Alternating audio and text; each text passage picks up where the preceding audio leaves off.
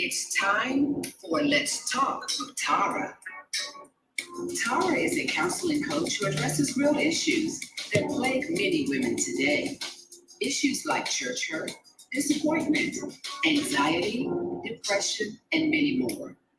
You will be inspired, educated, and empowered of how to receive the help and healing needed to move forward. If you have real issues, then Tara has real solutions. Let's talk with Tara. Hello, you guys. Hello. It is Monday midday. Let's talk with Tara. I am excited today. I have an awesome show for you today. Look, guys, it is the 31st of August. I am so excited because tomorrow is the 1st of September, and that's my birthday month. This is my 50th year. Yes, so I'm so excited. So excited. But listen, guys, this is only a 30-minute podcast. You guys that are listening, I am so grateful that you're on and you're listening to me today. Make sure I'm on.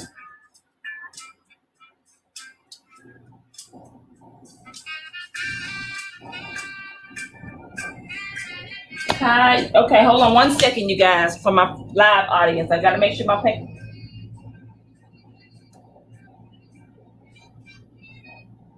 Oh, let's see what's going on here. Hold on, my live audience. I'm coming.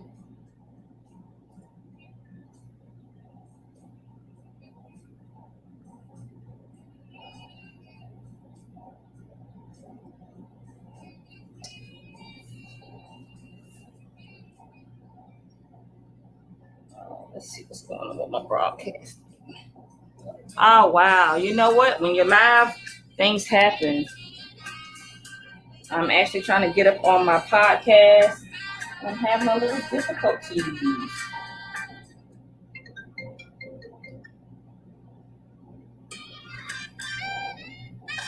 See what's going on here.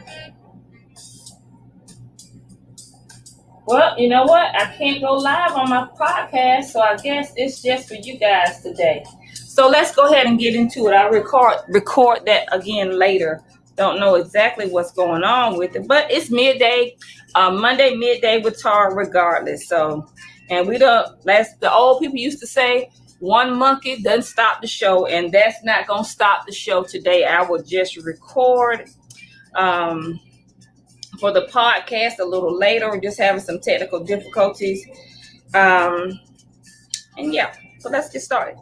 So today, like I said, hey, it is my birthday month, so I'm excited. Make sure for you guys that are listening in, tuning in from Periscope, YouTube, Facebook, make sure if you have any questions, any comments, I'm all for it. You know, I love to try to help. But today we are talking about, if you saw the title, let me see if my title was up, and it's not. I tell you what, I'm having a lot of things going on today, but it's all right. There you go. There you go. Today we are talking about life lies, and I'm coming again from my first book, Let's Talk Tara, and and today I'm going to read just from the beginning because it's so detailed, and I don't want to rush it. I don't want to rush because this information is life-changing. It is life-changing. I promise you it's life-changing. If you adhere to it. You know, people won't change, but they don't want to do what they need to do, the necessary steps to produce change. It's a difference in a want and a need. A lot of people they want to change, but the need is not there, or they need to change, but the want is not there, not strong enough for them to actually adhere to the necessary structures, strategies, and procedures that they need to do to produce that change. So let's go right into it. And I'm coming from my chapter, Life Lies. Life Lies. If you saw the topic today, it's talking about life lies. Throughout life, we accumulate many different beliefs, shaping the way we think and even our way of life. Some of these beliefs may have been passed down from past generations, while other beliefs come from our environmental interactions and from, most popular society, what's going on in society during the time of the era, like what's going on now. We're in the keeping it 100% and the reality shows that are, scripted. So we get our beliefs and values from that. Some of these beliefs, some of them are harmless. Some can be helpful, while others can still be life-changing and detrimental to your lifestyle and your purpose. Not just your lifestyle, but your purpose. That's when these beliefs becomes lies of life that cause immeasurable, chaotic, painful mindsets that control and influence your entire being. These lies have the potential to destroy you and the people that you influence and interact with throughout your life journey. Let me read that again, because this is powerful. These lies that we accumulate through life, have the potential to destroy you and the people that you influence and interact with throughout life's journey. Let's go in and let's dismantle some of those lies. Let's talk about it. And I'm going to take my time, and we may be a part 2. It's 30 minutes. But when I get excited, I talk fast. So I'm trying to slow myself down. One. Now, this is one that many of people, men, women, many people have dealt with and maybe still are dealing with. You are a product of your parents and possess a lot of their character traits. Haven't you heard? I'm going to slow down now. Haven't you heard that you act just like your daddy? You act just like your mama. You act just like your granddaddy. You act just like Uncle so-and-so. And then when you look at those people, their character traits are flawed. They have some detrimental traits. Or on the other side, they have some good traits, some positive traits. But most of the time when we have heard that, oh, you act just like so-and-so, and I work with the youth a lot, and I heard parents say, oh, he act just like his old daddy. But, of course, they say something else. Oh, he act just like so-and-so. And they see the behaviors of their daddy. They have issues with and these are boys and girls, have issues with their parent. And then when you tell them that they act just like them, they start conforming to some of those behaviors, trying to alleviate the emotional pain, the stress that they're going through, because everybody's always told me I'm just like my daddy. Well, my daddy a drunk, my daddy a dopey. My daddy stay in and out of jail. Well, I may as well do the same thing. Or my mama, because we're not gonna just talk about, because I don't down just men. Or my mama is sleeping with everybody. I'm gonna use a better word, because it's a podcast. My mama's sleeping with everybody. My mama can't keep a job. Only thing she does is smoke weed and get high, and pop pills. Every few months, my mama got a new boyfriend, a new, coming in and out the house. So I'm gonna be just like my mama. My mama won't get a job. My mama nasty. My mama cuss everybody out. So these are things that have been told to so many people that are lies. You are a product of them. You are not them. You may have some of their traits. I have people say, oh, you're just like your mama. No, I'm not. I look like my mama. As the older I get, I favor my mama. I have a lot of her giving characteristic traits, because my mom was a giver. She always liked to help people. I have some of her traits, but I'm not my mother. I'm not her. I do have some of her traits. Some, I do, and I had some of her other traits. And y'all know I'm having a hot flash on this light right here. That I was conforming to, because my mom loved to shop. She was a blinger, honey. She had shoes, purses, everything. She likes nice, and there's nothing wrong with that because I like nice things. But I had to realize I'm not my mother. I don't have to do things because my mother did it, and I don't have to live up to the standards that people have placed on me because they say, "Oh, you're your mama." No, I'm my own person. I am my own person. Let's keep going and I want you to know that you are your own person. You don't have to conform to what people say you are. And you may not have people say, "Oh, you're a product of your family." You may have people that say, "Well, you act like so-and-so. You have kids say you bad as such and such. You're not gonna be anything." I'm telling you, people say this. You're not gonna have anything. Our family been broke all our lives. We've been living in the projects all our lives, and you gonna live in the projects. And you trying to think you better than us. Listen, these are life lies. Life lies. And I'm gonna keep reading because I can go on my soapbox, but I want you to get what I'm trying to say. I want you to get the understanding. You are not your parents. You do not have to conform to their negative character traits and bondages that may have plagued their lives. Listen, you don't have to be consumed with how they were. Everybody has character flaws. Believe that. Everyone has character flaws. But you don't have to mimic what you saw. You have the power. Listen to me. You have the power to produce the life that you want. The life that you want. Not the life that your cousin said. Not the life that, "Oh, we've always been this way. Our family been this way." Not that life. You have you have the power to produce the life that you want for yourself. You have that power. You have that power. You have that power.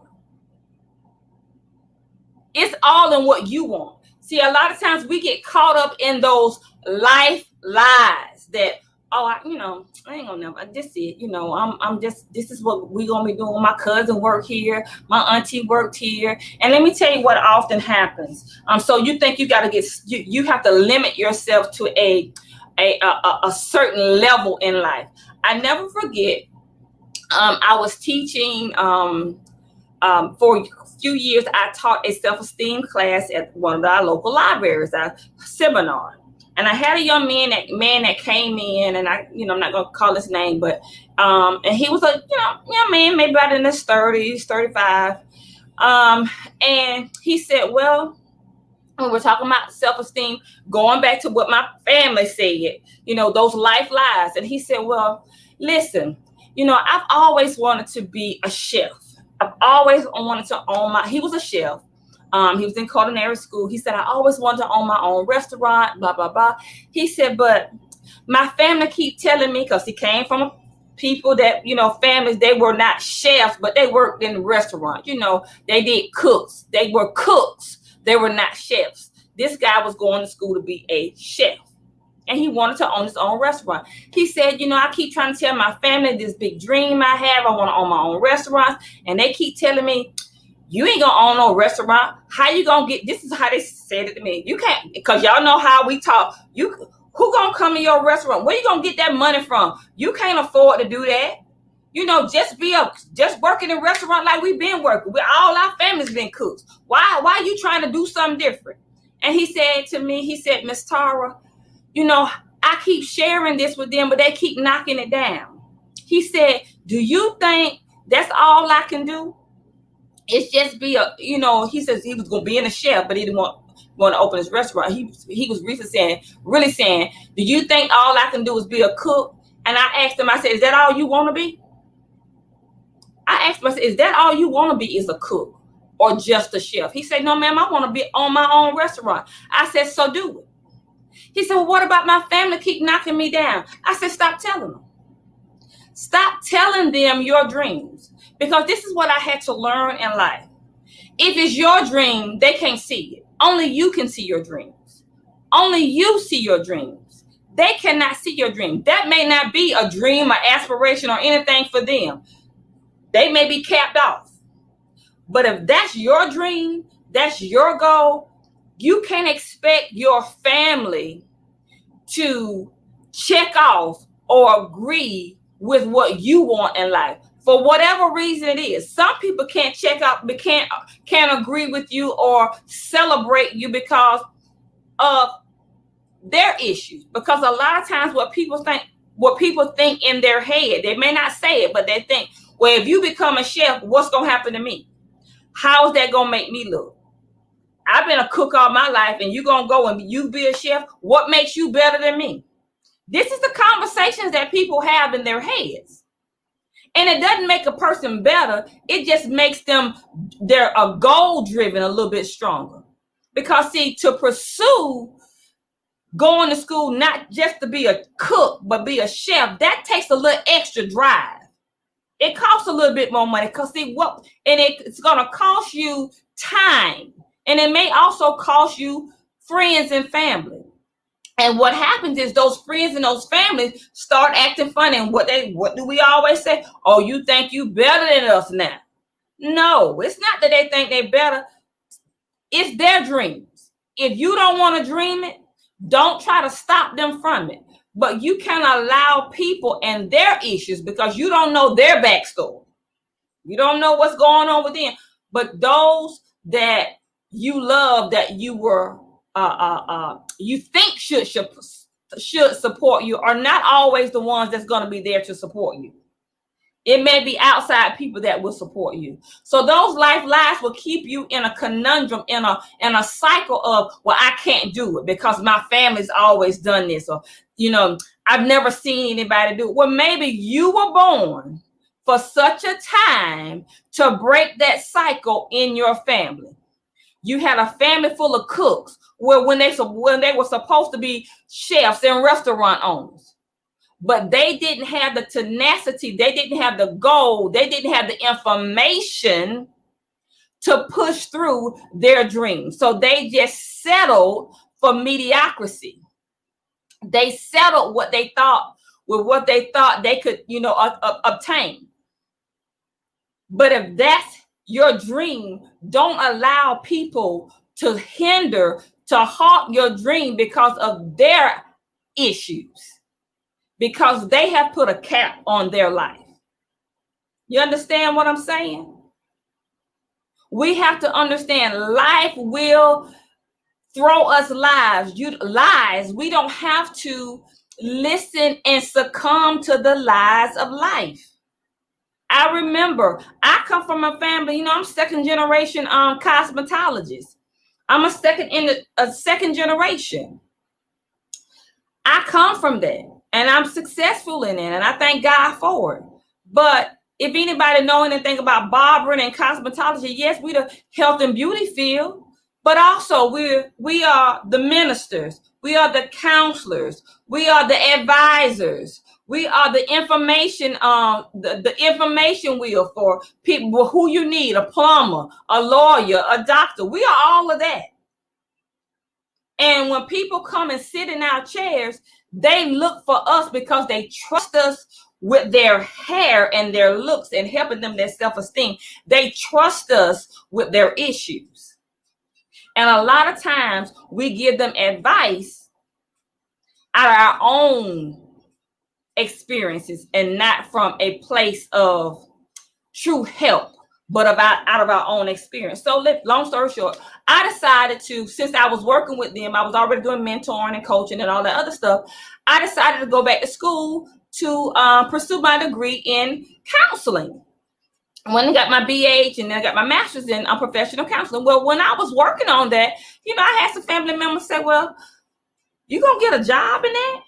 You going to school for that? Why are you going to school for that? You're doing this over here. Why would you go to school for that? You got a business over here. Well, God has called me to I'm more than just a hair stylist, a cosmetologist.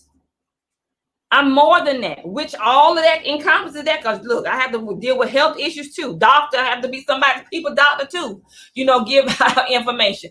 But I needed to educate myself properly.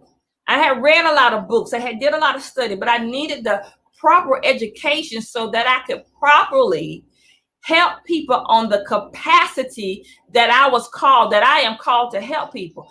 I couldn't listen to the life lies and say, oh, you can, and why you doing this? How you gonna do? You can't do all of that. If it's your dream and your purpose, you can't get stuck on the life lies of what people have put out or what society has put out. Because I have people, and I'm gonna go to my next point because my time is coming out. It's running short. Even when the cosmetology field, people think, oh, you just do hair. No, I don't just do hair. I had to learn, and I still will learn, the skeletal system, your respiratory system. I had to learn chemistry, all the diseases. All of that encompasses being a cosmetologist, how your body functions, because what goes on in your body affects your hair and your skin and your scalp. So we had to learn all of that.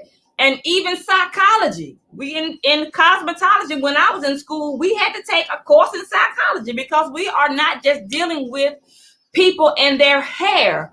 We're dealing with people and their psyche and their mind and their mindsets. So let's keep going. Life lies. You are your own person. Okay, listen, you are your own person. Make a conscious decision and effort to be positive and live a life free of bondage. Now, this is just part of the notes, and I kind of went through that.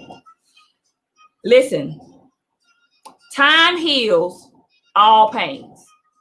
That's not true. You know how we say, oh, time will heal it. Time will heal. No, time does not heal it. Time does not heal pain. Time just makes things go a little further, and you might not think about it as much, but the time does not heal your wounds. It doesn't heal your pains because it's time. Because when you start talking about it, it's just like taking that scab or taking that bandage off of that wound, and it's a fresh wound again. It appears. Your past hurts and pains will not just go away with time. They will not. We have been taught that, time heals all wounds. No, it doesn't. I don't know where that lie came from. If you do not deal with your emotional pains, hurts, traumas that plagued you throughout life, they show up. They not only will show up, they're going to show up in your behavior, in your stress level, in your emotions, in your beliefs. They are going to show up in your life in one form or fashion, and they are going to be detrimental. They're not going to just show up and say, hey, I'm here, I just want to let you know I ain't going anywhere. No, you're going to have behaviors, you're going to have stress. You have people that later on have been diagnosed with bipolar disorder because they never dealt with the trauma. You have people that had emotional, psychological pains from childhood traumas and bad experiences, and then they get 50 years old and something happens and they can't handle it because they never dealt with the hurt, the pain of the past. We have been taught as a African American, black people in America, that what goes on in our house stays in our house. Okay, that's fine. But we need to deal with it, the stuff that's going on. You may not want to go and tell it to somebody, but the problem is we don't tell it and we don't deal with it. You have a lot of and I'm pretty sure it's in all cultures, but I'm talking from the black culture. You have plenty of children, male and female, that have been molested as children, molested from parents, siblings, cousins, and nobody ever told it. You have things that went on in the household. I was talking about Uncle Joe, that Uncle Joe had some disorders that Uncle Joe never got diagnosed, and we just push that behind, and then when Susie or Johnny come up and they start acting like Uncle Joe, we don't take them to get diagnosed because they have bipolar or they're schizophrenic. We just say, they're a little different. We need to deal with this stuff. Or you see it in your child and say, he acting a little funny like Uncle Joe. Uncle Joe was need to be diagnosed with something. They never diagnosed him. They just gave him some medicine or not gave him some medicine or learned how to help calm him down or kept it confined in the back room. Or your parents used to say, hey, like my daddy used to tell me, certain folks, don't hug them. When we go such, don't hug Uncle so-and-so. Don't hug. Instead of saying, look, don't do this because Uncle so-and-so is a pervert. He's a pervert.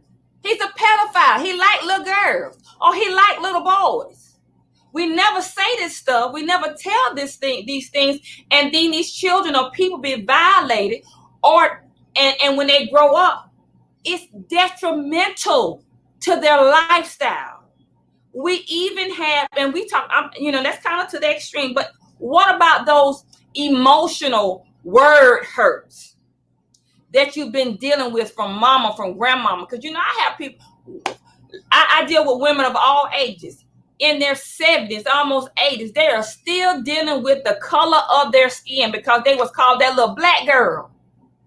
They were called your little black self. But what's wrong with being black?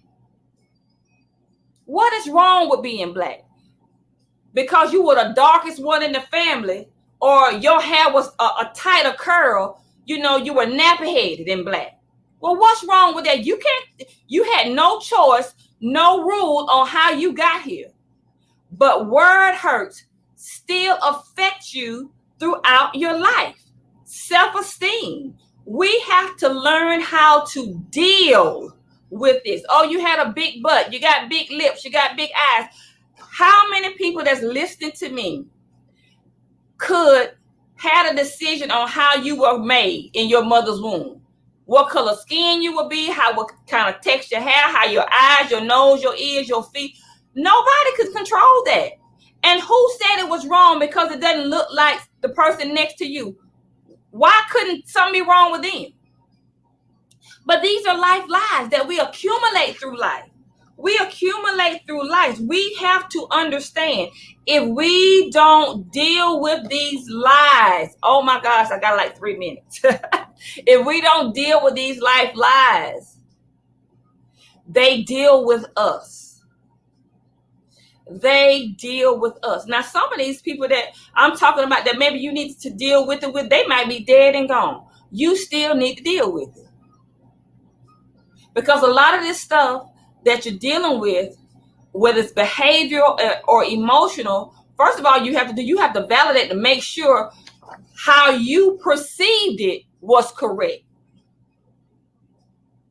Because a lot of times life lies accumulate within a person, added with society and music and culture, with all of that added on, because they perceive something the wrong way. And they have been going throughout life with this wrong perception of what someone did or what someone said when they were in the 6th grade, and the perception was wrong. So we need to validate, if possible, those life lies and those beliefs. Those life lies and those beliefs. Listen, you cannot go through life sweeping hurts, pains up under the rug. You have to deal with them. We are in COVID-19, and I have so many people that, things gonna get better. God gonna work it out. Well, maybe this may be the workout.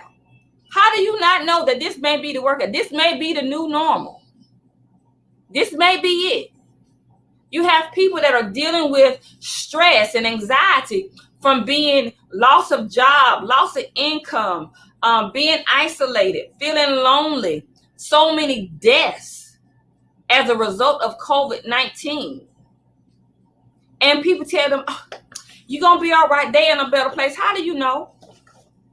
How do you know that they're in a better place? And how do you know that they're going to be all right? Let them grieve. We don't want, this is another life lie. People start crying and they grieving. We think, oh, they gone on. You need to suck it up and be okay. Where do we get these lies from? There is a grieving process. There is no time limit on a grieving process. We want to do everything in decency and order and not get into something else. But there is no time limit on a grieving process when you are dealing with trauma, because death is a trauma, it's a loss. So we need to be mindful of these life lies. And you guys, my 30 minutes is up. We're going to have to continue Monday, midday next Monday, when we continue talking about some of these life lies. And I got a whole lot more to talk about. But I want to take my time and just share with you. If you're interested, this is actually my first book.